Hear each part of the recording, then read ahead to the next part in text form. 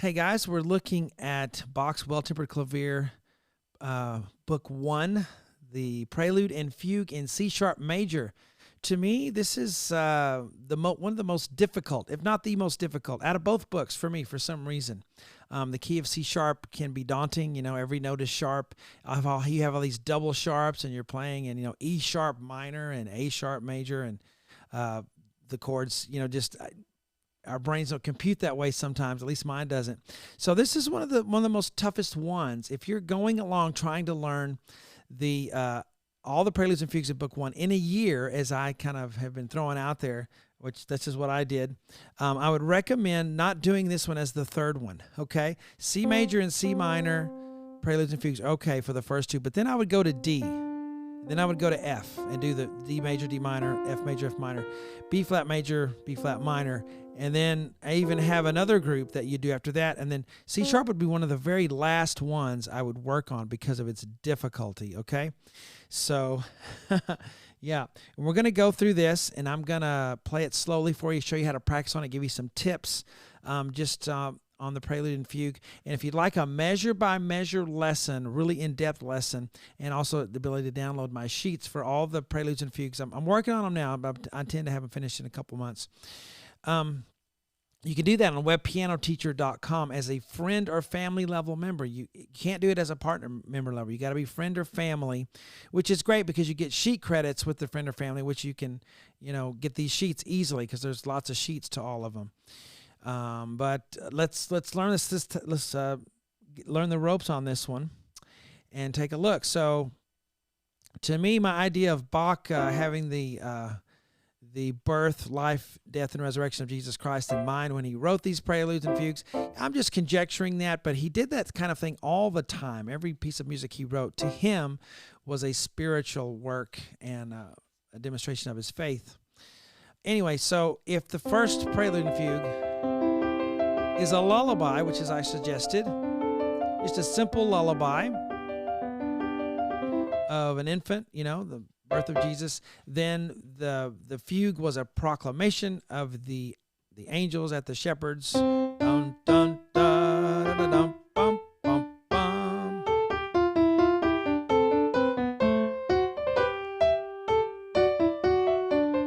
So that's kind of proclamatory to me. Then the next prelude would be the C minor. To me, this is the escape from Egypt because Mary and Joseph had to take Jesus immediately and flee and go to Egypt because Herod was killing all the children 2 years and under.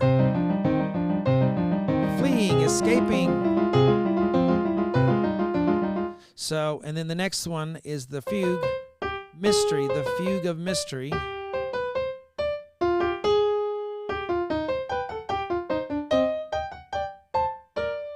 I won't continue because I don't have memorized, but that's maybe his 30 years of mystery because even his own parents didn't really know who he was and what he was going to do, and so certainly neither did any of the rest of the people around him. So there's that mystery in the C minor fugue. Then we move to the C major. So to me, this is when he's revealed. John the Baptist says, the Lamb of God who is come to save his people from their sins, the Savior of the world. And the disciples, go to him, and they're excited. They found the Christ. I mean, they've been waiting on him. Israel had for, over 1,000 years, and so they found him. There's an excitement.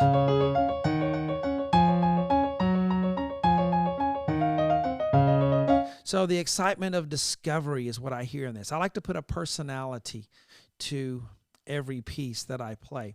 And even if this is not, your faith, you have to realize that it was Bach's, and if you want to understand the man and his music, you cannot separate the spiritual aspect and his faith and his belief that every piece of music was to the glory of God. And in fact, he wrote that at the end of everything. So this is just my fun little way of putting a story to it. But even if you don't do that, you can still have a personality. Music is raw emotion. And this is an exciting piece to play here. Not near as hard as the fugue, but the first thing I want you to notice, and again, we do measure by measure on webpianoteacher.com, but if you're just playing through this, notice there are chords. See that? for the first 5 measures, you have just straight out chords, and you have what I call a Bach engine. And a Bach engine to me is just, he does a pattern and then he plugs some chords in and just goes. The first one was a Bach engine, the Prelude. The whole thing is just chords, even the C minor. And this is a Bach engine. Not all the way. All right, now you won't find that term anywhere. That's just something I like to say. But then we get in the conversation. Then the other person starts talking. The other person's going, uh-huh. Did I play that right? There we go. So just excitement and energy, and notice the chords. Play through like this, and it was what I call chord gathering, where you smush all the notes together and reduce the fraction to its simplest form, and you just play the chord that way. And notice my wrist. Bach is not dry. It's full of life and line and energy and flowing wind and the line of music that's continually going in both hands. So you always want to be aware of that. As far as the touch goes, you can have a little detachment. Not staccato really, but what we call maybe non-legato. And I'm using my wrist. See my wrist motion? That little back and forth. You need to use that. Now, you're not going to move it that much, but you got to have that flexibility. And the left hand's The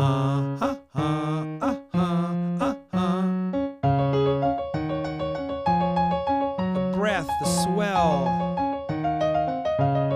So da-da-da-da-da-da-da-da-da-da. So you have a sequence there. 1, then the same pattern, a step lower. Okay? Then we continue again with the chord.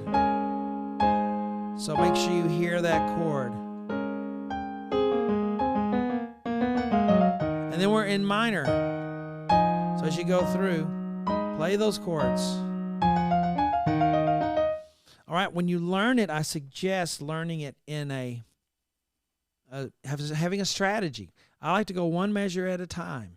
And if you're not a good sight reader and you're trying to play this, I wouldn't try to play it yet because you're going to be so frustrated trying to read the double sharps and everything. It's just you go nuts trying to keep track of all the key signature and all the accidentals in this uncommon key.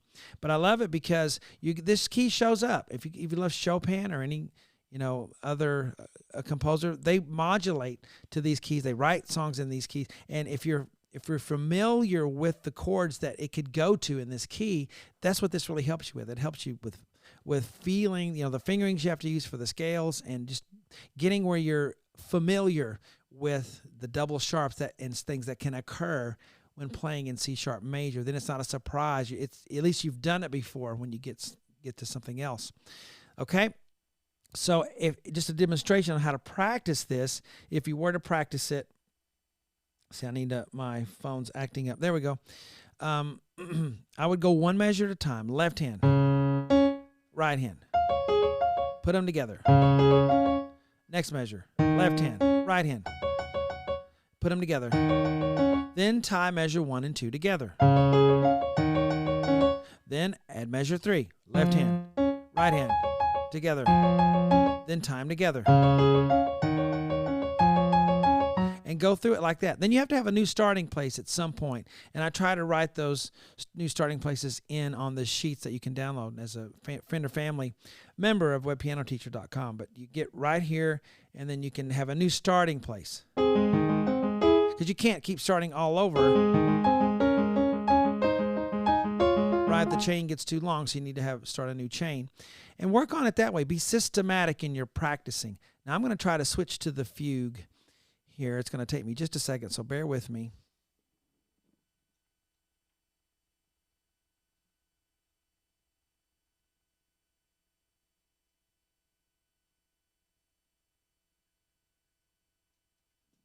It didn't take too long.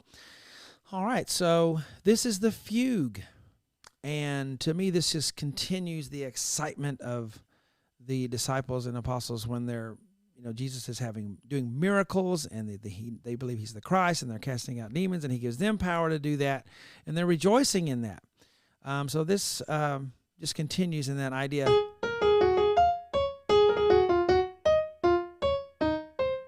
Isn't that a happy fugue subject? And the subject of the fugue is just the statement phrase that's going to keep occurring. It's kind of like the chorus in a song. It's the hook of a song.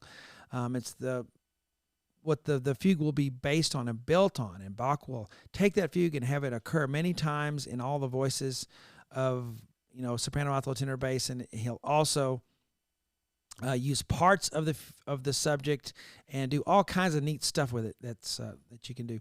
But learn this one the same way, one measure at a time.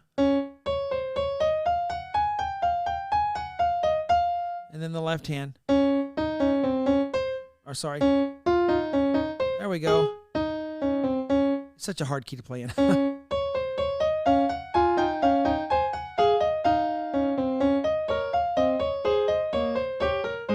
And be able to play it slow. I'm going to play a little bit for you here, maybe these 3 lines.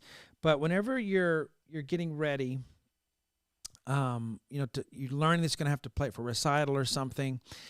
Make sure that you can play it you can start in any measure. And that's what measure by measure helps you do, because there's a great confidence you can have that you can start in any measure. If I mess up, if I lose my place, my left hand forgets where it is, I can start in the next measure instead of only at the beginning. If you can start anywhere, that takes all the load and burden off of you of being scared to death that you're going to have a memory slip when you're playing this and then be lost if you're trying to play it from memory. So, be able to start in every measure and also be able to play it slow. If you can't play it slow, you don't really know it. It's what my old teacher used to say and what I say now. So let's play from the beginning, and let's go through it slow. Let's see what we can get.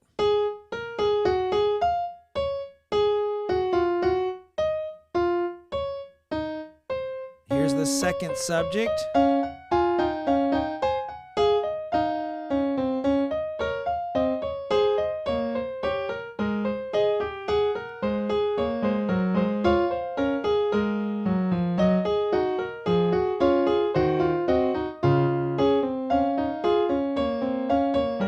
This is an episode.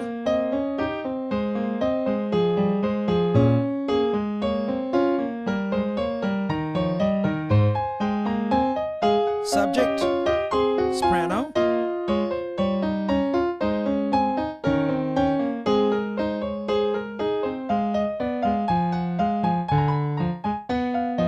Went a little bit extra there, but there it is. And on the website, I go through the whole thing measure by measure, and then we play it all the way through. And I try to give you a lot of tips as I'm going through it, because I've played all these. But it's kind of a neat idea to try to play them all in a year. If you spend an hour a day and you work on them in order, I would recommend not trying this one as the third one. Wait till the last. Make this like the 24th Prelude and Fugue you try to play, because to me it's the hardest.